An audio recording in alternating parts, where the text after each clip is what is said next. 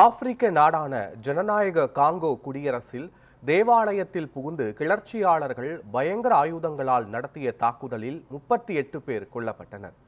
ஜனநாயக காங்கோ குடியரசு நாட்டின் கிழக்கு பகுதியில் உள்ள கொமாண்டா நகரில் அமைந்துள்ள தேவாலயத்தில் பிரார்த்தனை கூட்டம் நடைபெற்றுக் கொண்டிருந்தது.